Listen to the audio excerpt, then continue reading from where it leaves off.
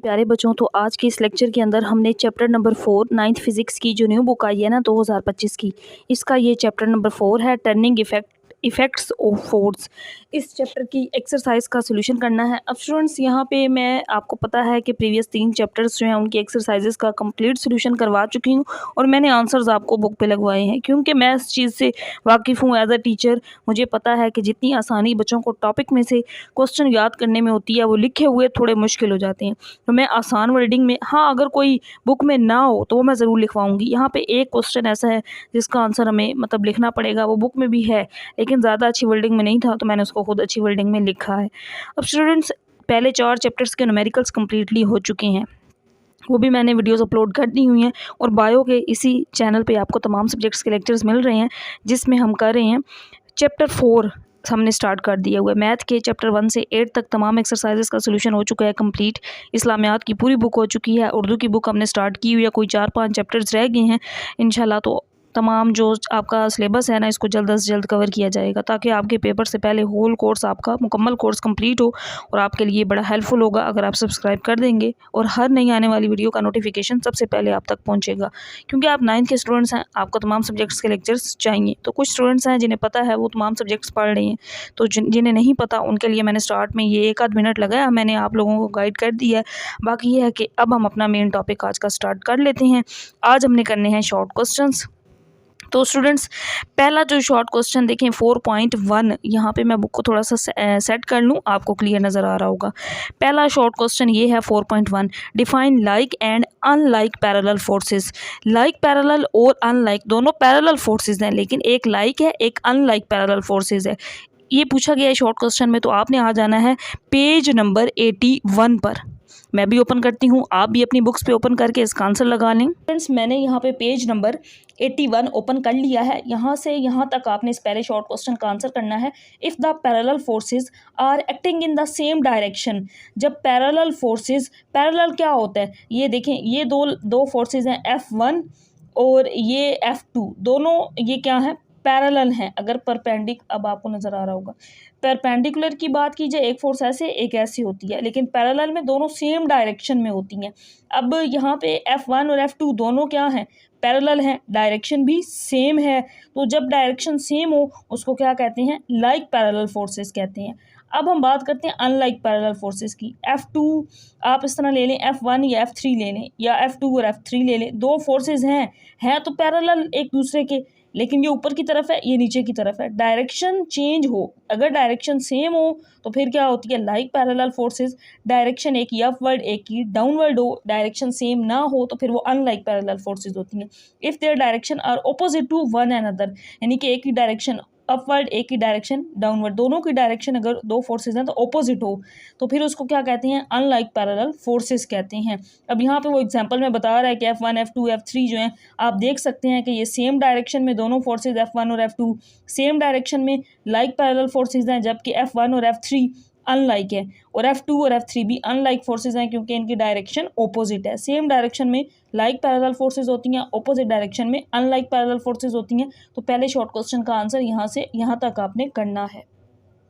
इसके बाद देखिए स्टूडेंट्स, यहाँ पे है 4.2 शॉर्ट क्वेश्चन दूसरा, what are rectangular components of a vector and their values. Rectangular component की डेफिनेशन और इसकी वैल्यू पूछी गई है, तो इसके लिए आपने आ जाना है पेज नंबर 85 पर।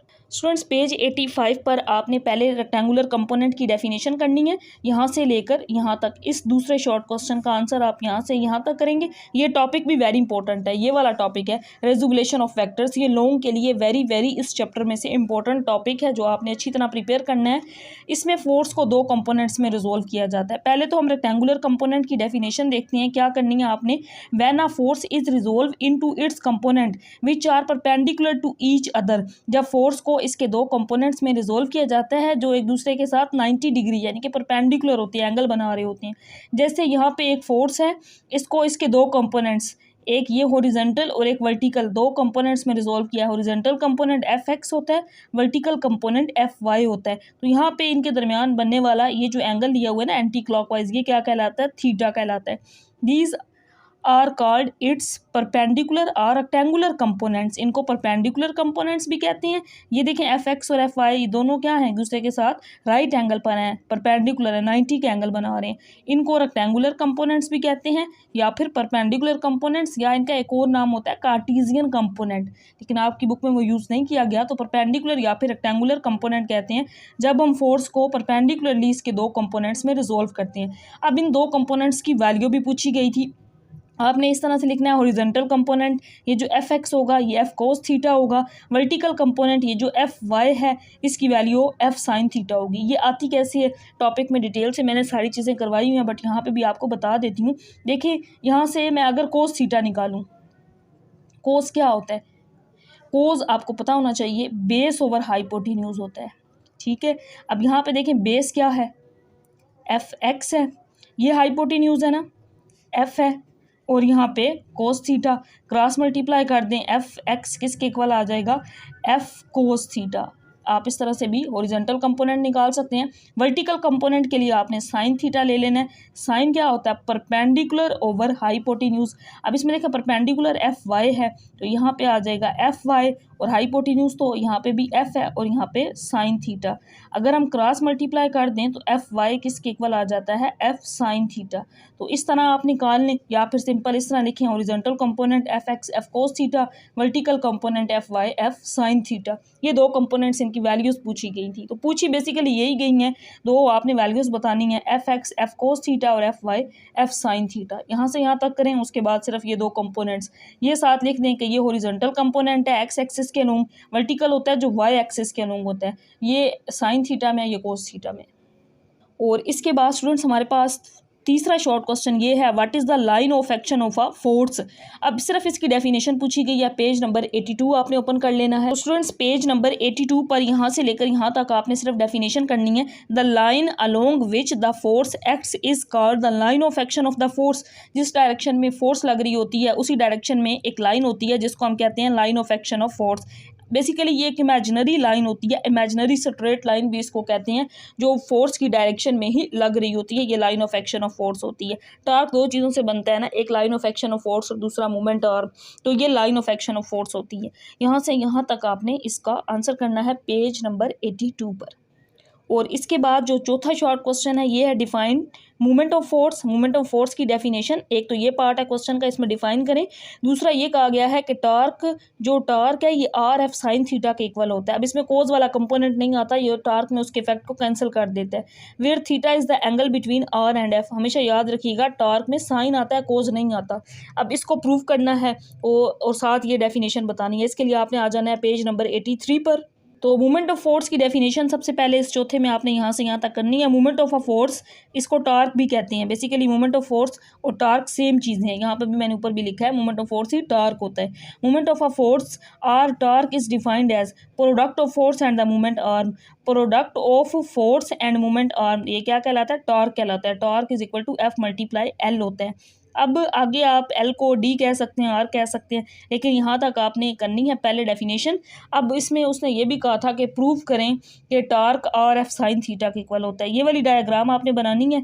यहाँ पे पी पॉइंट है और यहाँ पे फोर्स एफ है। अब यहाँ पे इसका जो कोज कंपोनेंट जो इस डायरेक्शन में है ना वो रिजोल्व खत्म हो गया। सिर्फ आपने एफ साइन थीटा लेना। डायग्राम बनाएं या ना बनाएं, बस इसको एक बार देखें। असल में ये हमसे पूछा गया था तो मैंने आंसर ना बाकी नेक्स्ट पेज 84 पर लिखा है। प्रूव करना है आपने। हमने डेफिनेशन पढ़ी कि टॉर्क किसके इक्वल होता है, एफ मल्टीप्लाई एल के इक्वल होता है, ठीक है। अब आपने यहाँ पे लिख देना है since L is equal to d, यहाँ पे एफ मल्टीप्लाई डी लिख देना है, एफ इसी तरह, और फिर आपने लिखना है सिंस ये जो डी डिस्टेंस है ये किसके इक्वल है, आर साइन थीटा। इस डी की जगह पे ये लिख दें तो टॉर्क किसके इक्वल आ जाएगा, आर एफ साइन थीटा। इस तरह से आपने इसका ये प्रूव भी कर देना है। डायग्राम जो पिछले पेज पे मैंने बताई है, करना चाहें तो कर लें, अदरवाइज आपने इस तरह से ये लिखना है। ये इसका प्रूव है कि torque R F sine theta होता है। कोस का कंपोनेंट जो होता है वो टॉर्क में नहीं होता, जस्ट साइन आता है। और डायग्राम देखिएगा आप। बाकी ये है कि सिर्फ आपने यहाँ से यहाँ तक एफ मल्टीप्लाई एल लिखना है, एल की जगह पे डी लिखना है, और डी किसके इक्वल होता है, आर साइन थीटा। डी इसका सिर्फ साइन वाला कंपोनेंट आएगा तो ये आर एफ साइन थीटा बन जाएगा। और पहले पेज पे साथ आपने डेफिनेशन करनी है। तो ये शॉर्ट क्वेश्चन इस तरह कंप्लीट हो जाएगा। और इसके बाद ये है पांचवा short question, with the help of a diagram show that the resultant force is zero.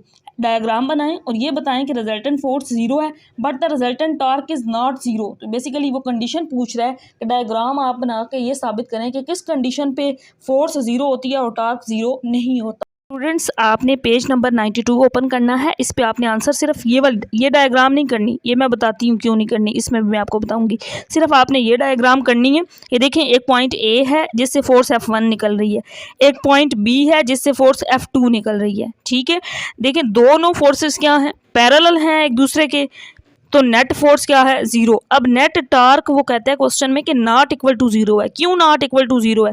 क्योंकि दोनों फोर्सेस जो है वो डिफरेंट पॉइंट से निकल रही हैं। अगर ये सेम पॉइंट से, क्योंकि इनकी लाइन ऑफ एक्शन डिफरेंट है, बेसिकली रीजन ये है कि line of action is different, so net torque is not equal to zero. अगर इस डायग्राम की बात करें ना, इसमें देखें दोनों फोर्सेस पैरेलल तो हैं, नेट फोर्स जीरो हो गई। अब दोनों फोर्सेस सेम पॉइंट से निकल रही हैं। इसमें तो ये इधर है पॉइंट, ये इस जगह पे, ये सेम पॉइंट से, तो सेम पॉइंट पे क्या होता है कि नेट टार्क जीरो होता है। जब दो फोर्सेस डिफरेंट पॉइंट से निकल रही हों तो फिर वहाँ पे net torque not equal to zero होता है। तो ये डायग्राम आपने बनानी है और साथ आपने एक दो लाइंस लिखनी है, मैंने बताई भी है। यहाँ से पहले आप इसको यहाँ तक लिखेंगे, फिर उसके बाद यहाँ से लेकर यहाँ तक लिख लेंगे। तो ये वाली साथ डायग्राम आपने बना लेनी है। इस पांचवें शॉर्ट क्वेश्चन का आंसर पेज नंबर 92 पर है। इसके बाद है short question number 6, identify the state of equilibrium in each case in the following figure. यहाँ पे कुछ फिगर्स दी गई हैं, इसमें से बताना है कि यहाँ पे कौन कौन सी स्टेट है। ये पहली ये कौन बनी हुई है, तो ये स्टेबल इक्विलिब्रियम है, यानी कि अगर हम इसको मूव करवाते हैं एक पोजीशन से, स्टेबल में इसकी डेफिनेशन ये है, स्टेबल की डेफिनेशन ये होती है कि जब आप बॉडी को थोड़ा सा टिल्ट करते हैं ना, उसकी असली जगह से थोड़ा सा हटाते हैं, तो वापस वो उसी पोजीशन पर आ जाती है। तो कौन को अगर हम थोड़ा सा टिल्ट करें तो फिर वो अपनी पोजीशन में वापस आ जाती है, इस वजह से ये स्टेबल इक्विलिब्रियम होती है। अब यहाँ पे एक डी टाइप डोम जिसको कहते हैं, एक शेप बनी हुई है, इसके ऊपर एक बॉल रखा गया है। अगर हम इस बॉल को थोड़ा सा टिल्ट करते हैं तो या तो इस तरफ आ जाएगा या तो इस तरफ आएगा, वापस अपनी इस पोजीशन पे नहीं जाएगा। तो ये अनस्टेबल इक्विलिब्रियम होता है कि जब किसी चीज़ को अपनी आप उसमें उसको अगर उसमें टिल्ट करें ना तो अपनी वापस पोजीशन पे ना जाए, वो अनस्टेबल होता है।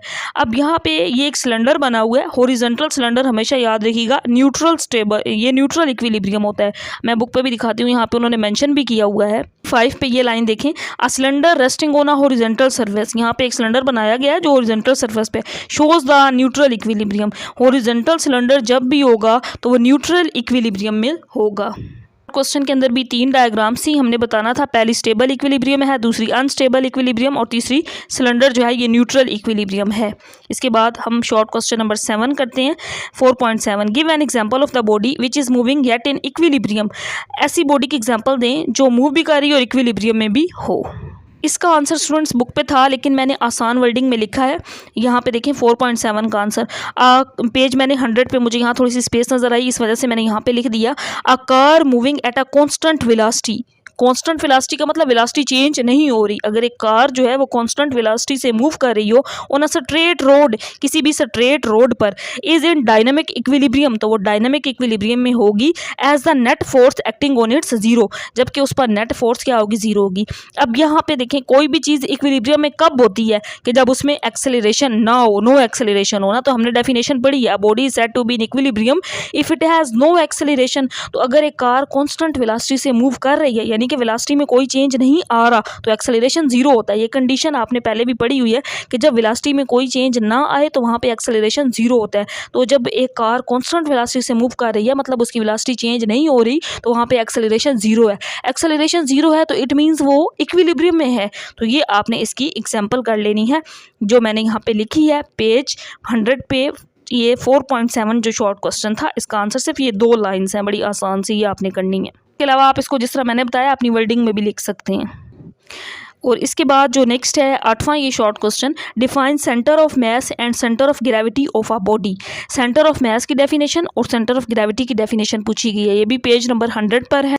तो पेज नंबर 100 स्टूडेंट्स आपने ओपन करना है। यहाँ पे डेफिनेशन पहले सेंटर ऑफ ग्रेविटी की है, फिर सेंटर ऑफ मास की है। The centre of gravity is a point, ये ऐसा पॉइंट होता है इनसाइड और आउटसाइड द बॉडी, किसी भी बॉडी के अंदर या बाहर की तरफ, at which the whole weight of the body is acting, जिस पर बॉडी का तमाम वेट जो होता है वो एक्ट कर रहा होता है। ये डिफरेंस है दोनों दोनों में कि सेंटर ऑफ मास जो होता है वो फिक्स्ड होता है और सेंटर ऑफ ग्रेविटी जो होती है वो चेंज होती रहती है मास के हिसाब से, क्योंकि वेट मास जो होता है वो फिक्स होता है। The centre of mass of a body is that point where the whole mass of the body is assume to be concentrated, जहाँ पे होल मास को अज्यूम किया जाता है बॉडी में। लेकिन सेंटर ऑफ ग्रेविटी में क्या होता है कि वो चेंज होता रहता है मैक्स, इसमें वो सारा वेट जो होता है वो फिक्स होता है।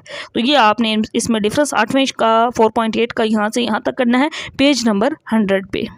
और इसके बाद देखिए नेक्स्ट है हमारे पास नवा short question 4.9, what are two basic principles of stability in physics which are applied in designing balancing toys और रेसिंग कार्स। स्टेबिलिटी के दो रूल्स होते हैं, दो प्रिंसिपल्स होते हैं जिनको अप्लाई किया जाता है रेसिंग कार्स में और टॉयज को बैलेंस करने के लिए, वो क्या है? बेसिकली हमने वो दो प्रिंसिपल्स बताने हैं। इसका आंसर पेज 96 और 97 पर है, तो पहले आपने पेज 96 ओपन कर लेना है। स्टूडेंट्स पेज 96 पर आंसर ये है, यहाँ से आप करेंगे we can improve the stability of a system. आप इस तरह भी लिख सकते हैं that are the rules of the stability of a system.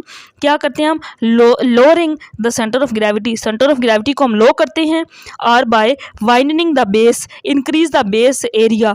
तब क्या होता है कि कार जो होती है, रेसिंग कार जो होती है वो स्टेबल होती है, इसी तरह जो टॉयज होती हैं वो भी स्टेबल हो जाती हैं, उनको बनाते वक्त इस चीज़ का ख्याल रखा जाता है। दो चीज़ें आ गई, कौन कौन सी? कि lowering the centre of gravity और वाइडनिंग द बेस। तो ये दो प्रिंसिपल्स थे, ये आपने करने हैं पेज 96 पर। और या फिर इसका आंसर आप ये कर ले जो यहाँ पे इन्होंने लिखा है, ये इंटरेस्टिंग इन्फॉर्मेशन में, to enhance the stability of a racing car its centre of mass is kept as low. वही बात कि सेंटर ऑफ मास यानी कि सेंटर ऑफ ग्रेविटी उसकी लो बनाई जाती है, इट्स बेस एरिया जो है वो इंक्रीज किया जाता है, is also increase by keeping it's wheels outside bye it's main body. तो उसकी जो बॉडी होती है उसके हिसाब से जो उसका जो व्हील वाला एरिया होता है उसको इंक्रीज करके, यही हमने यहाँ पे भी देखा ना कि वाइडनिंग बेस एरिया को इंक्रीज करके और ग्रेविटी को लो करके। यहाँ से यहाँ तक आंसर कर लें 97 पे या फिर पेज 96 पे मैंने ये दो लाइंस लगवाई हैं, दो पॉइंट्स बताए हैं कि lowering the centre of gravity and widening the base यानी कि इंक्रीज द बेस एरिया। ये दोनों इसके both are the correct option, sorry correct answers, option सुनिए आंसर्स होगा। और नेक्स्ट हमारे पास अब 10वां शॉर्ट क्वेश्चन है आखिरी, how can you prove that the centripetal force always act as perpendicular to velocity. कैसे हम साबित कर सकते हैं कि सेंट्रीपिटल फोर्स जो होती है वो हमेशा वेलोसिटी के परपेंडिकुलर होती है? इसका आंसर पेज 97 पर। यहाँ पे स्टूडेंट्स आपको एक और इंपॉर्टेंट चीज़ बताऊँ कि ये जो कंस्ट्रक्टेड रिस्पॉन्स क्वेश्चन हैं ये मैं ऑलरेडी करवा चुकी हूँ, तो प्लेलिस्ट मैंने सेपरेट बनाई हुई है, उसमें देखिएगा आपको इसका आंसर भी मिल जाएगा, इन तमाम क्वेश्चंस के आंसर। तो पेज 97 पर ये आगे हमने यहाँ पे आ जाना है और आंसर यहाँ से यहाँ तक है। आंसर क्या है मैं ये आपको आसान वर्डिंग में समझाती हूँ ताकि आपको ये याद करने में आसानी हो जाए। सेंट्रीपिटल फोर्स क्या होती है? ऐसी फोर्स जो किसी भी चीज़ को दायरे में मूव करवा रही होती है। अब देखें यहाँ अगर डायग्राम बना लेंगे तो इसका बड़ा ही बेस्ट जवाब बन जाएगा इस सवाल का, क्योंकि वो ये कहता है कि जो हमारे पास सेंट्रीपिटल फोर्स होती है ये हमेशा वेलोसिटी जो होती है इसके परपेंडिकुलर क्यों होती है? देखिए फोर्स इस डायरेक्शन से, हर तरफ से फोर्स इसके सेंटर पे ही लग रही है, लेकिन वेलोसिटी ये जो है ना टेंजेंट है, फोर्स पर परपेंडिकुलर है। वेलोसिटी इस डायरेक्शन में उस डायरेक्शन के जिस डायरेक्शन में भी आप ले लें वो हमेशा फोर्स पर परपेंडिकुलर है ना, 90 का ही एंगल हर तरफ से वो बना रही। यही प्रूव करना है ना कि फोर्स जो है वो इस वेलोसिटी पर परपेंडिकुलर है, क्योंकि ये वेलोसिटी जो है ये फोर्स पर टेंजेंट है। देखें यहाँ पे आप इस वेलोसिटी को इस फोर्स को ले लें तो इनके दरमियान जो एंगल है वो परपेंडिकुलर ही है। हमेशा फोर्स इस टेंजेंट पर वेलोसिटी पर परपेंडिकुलर होती है। तो यहाँ से डायग्राम बना देंगे तो बहुत ही अच्छा आंसर हो जाएगा। साथ लिखना क्या है आपने, when a body is moving along a circular path, जब कोई बॉडी एक सर्कुलर पाथ में मूव कर रही होती है, its velocity at any point is directed along the tangent. तो इसके हर पॉइंट पे जहाँ ये फोर्स निकल रही है ना, इस पे हर पॉइंट पे वेलोसिटी क्या है? टेंजेंट है, परपेंडिकुलर है। टेंजेंट का मतलब परपेंडिकुलर होता है।